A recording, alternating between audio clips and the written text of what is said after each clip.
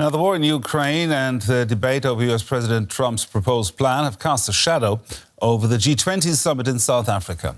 DW's chief political editor, Michaela Küfner, sat down with the German Chancellor Friedrich Merz to discuss his position.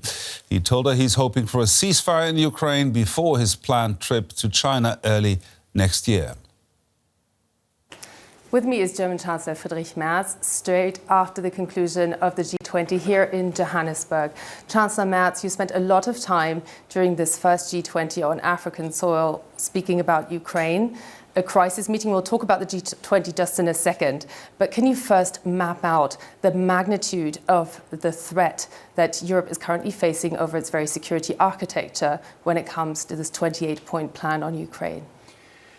Well, we are aware of this 28-point plan since last Friday.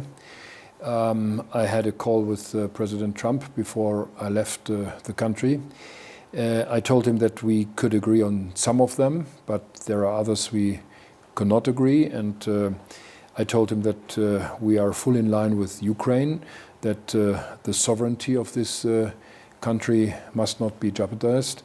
Insofar, we are in the midst of very severe negotiations, which are taking place actually in Geneva.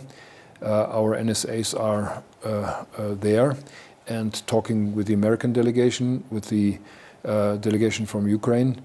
And we do not know what the outcome of these talks could be. At the very end of the day, the sovereignty of Ukraine may not be questioned. What does it mean for Europe? We are still suffering almost 4 years now from this terrible war in Ukraine. It's a threat for all of us. We are seeing severe attacks on our infrastructure. We are seeing severe attacks on our cybersecurity. So this is a deep threat for the entire political order of the European continent, and that's the reason why we are so engaged, and that's the reason why we are trying to bring this terrible war to an end. You keep warning that this simply cannot be done by Thursday. That's Thanksgiving in the United States. That's the deadline Donald Trump would like to see. You also indicated that you're making your own proposal, a kind of smaller step. Can you just elaborate on that? I think that it's not achievable to have all the 28 points agreed until Thursday. So we are trying to figure out which part of this plan could be achieved unanimously between the Europeans, the Americans and Ukraine on the one side and the Russian on the other side. This is something we are trying to figure out, which is extremely complicated, but we have to move forward and we have to come to an end of this terrible war, as I said, and that's the reason why we are now trying to implement an intermediate step until Thursday, and I know that President Trump is really interested in having at least an intermediary result until Thursday, and that's what we are all trying to achieve. You say this cannot be done above the heads of the Europeans without agreement of the Europeans, but what leverage does Europe actually have? Well, there are so many elements in this plan which require the agreement of the European side, and I give you an example. The Russian assets which are based in Brussels cannot be paid out to the Americans. That is unthinkable. So if this plan comes into reality, the support of the Europeans is definitely needed, and that's the reason why we are on the table. Now, the G20 presidency here made a point of stressing international law, humanitarian law, the rules-based international order, which is very unusual for a G20, which is a business round in its final statement. Cyril Ramaphosa also stood up to the United States over having a statement overall. This is Africa with a lot of potential. What do the Africans get out of that kind of solidarity?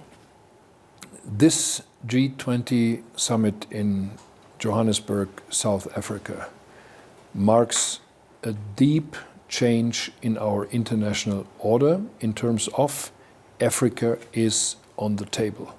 And nobody is leaving this country today without the deep conviction that Africa has to play a much bigger role in the future. This is the fastest growing continent in the world, with a young population, very interesting for business, but they are on the table, they are there, and they will play a much bigger role than in the past. And just finally, what hopes do you have for China taming Russia over Ukraine? You just spoke to Li Qiang, the Chinese Prime Minister. I had a very long meeting with the Prime Minister of China, preparing my visit to China in next year.